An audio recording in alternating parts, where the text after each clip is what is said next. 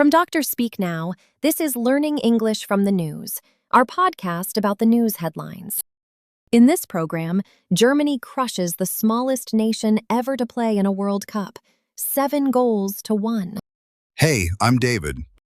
And I'm Anna. In this program, we look at one big news story and the vocabulary and the headlines that will help you understand it. You can find all the vocabulary and headlines from this episode, as well as a worksheet, on our website, drspeaknow.com. So let's get into the story. On Sunday, June 14th, Germany faced Curaçao in Group E of the 2026 FIFA World Cup at NRG Stadium in Houston, Texas. The result was not close. Germany won 7-1, one of the most one-sided results in this tournament so far. But the real story is not just Germany's dominance. It's who they were playing against. Curaçao is a small Caribbean island located just off the northern coast of Venezuela. Its total population is roughly 150,000 people. To put that in perspective, that is smaller than many American college towns. Curaçao is officially the smallest nation by population ever to qualify for a men's World Cup. Just getting here was a historic achievement. Curaçao qualified through the CONCACAF region, the same region that includes the United States, Mexico, and Canada. They beat much larger and better resourced nations just to earn their spot in this tournament. So while the scoreline was painful, the occasion was historic. Curaçao players walked onto the field at a sold-out NFL stadium in front of billions of television viewers worldwide. For a tiny island of 150,000 people, that moment was everything. And our first headline is about this. This headline is from ESPN, an American sports network. Germany rout debutants Curaçao 7-1 in historic World Cup blowout. And that headline again from ESPN. Germany rout debutants Curaçao 7-1 in historic World Cup blowout. This headline uses two interesting words, rout and debutants. Let's start with rout. David, what does it mean? Sure. A rout, spelled R-O-U-T, means a decisive and overwhelming defeat. It's not just a loss, it's a complete, one-sided destruction of the other team or side. Right. When you rout someone, you don't just beat them. You dominate them so thoroughly that there was never really a contest. 7-1 is definitely a rout. The word originally comes from military history. When an army was routed, it didn't just lose. It was completely overwhelmed and forced to flee in disorder. That image of total collapse carries into sports language today. You'll hear rout in sports headlines all the time. It's always used for big, lopsided victories. For example, the top-ranked team routed their rivals 6-0 in the championship semifinal, leaving no doubt about who was the better side. You can also use it as a noun. The game turned into a rout in the second half after the home team scored 3 goals in 10 minutes. We've had rout, a decisive and overwhelming defeat or victory with no real contest. For example, the visiting team's poor performance turned what should have been a close game into a complete rout. This is Learning English from the News, our podcast about the news headlines. Today we're talking about Germany's massive win over Curaçao and the remarkable story of the smallest nation ever to play in a World Cup.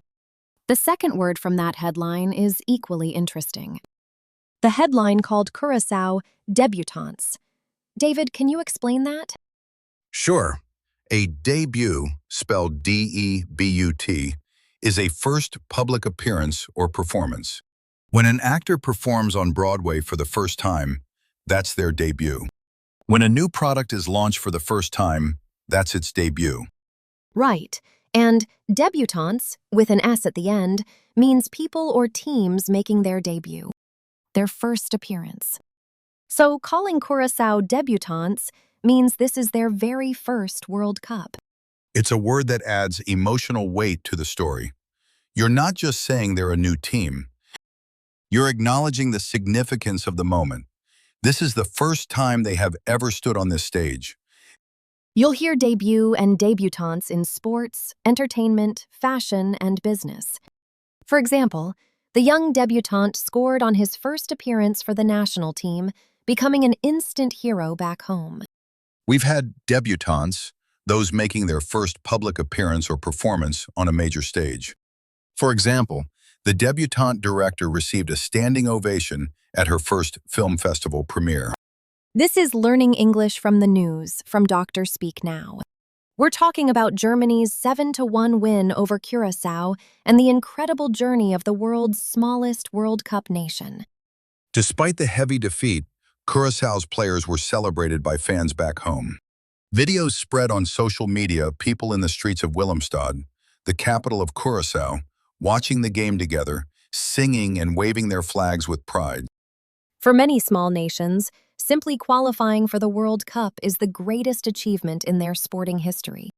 The result on the scoreboard matters far less than the fact that they were there at all. And here's another headline. This headline is from NPR, an American public radio network. Curaçao. Lost big, but just being here is already a victory. And that headline again from NPR. Curaçao lost big, but just being here is already a victory. This headline uses the phrase underdog in the broader story it comes from, and it's one of the most important words in sports English. David, can you break it down? Absolutely. An underdog is the competitor who is expected to lose, the weaker side, the one with less power, less money, less experience, or less support going into a contest. The word comes from dogfighting, a cruel practice from the past where the dog that ended up on the bottom under the other dog was losing the fight. That dog underneath, the underdog, was the one expected to be defeated. Today we use underdog in a completely positive and sympathetic way. We love underdogs in sports, movies, and real life. The underdog story, the story of someone who wasn't supposed to win but fought hard anyway, is one of the most powerful and inspiring stories there is. Curaçao is the ultimate underdog at this World Cup.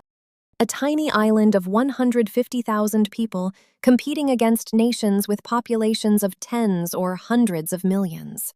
For example, nobody gave the underdog team any chance of winning the championship, but they kept fighting, game after game, until they shocked everyone in the final.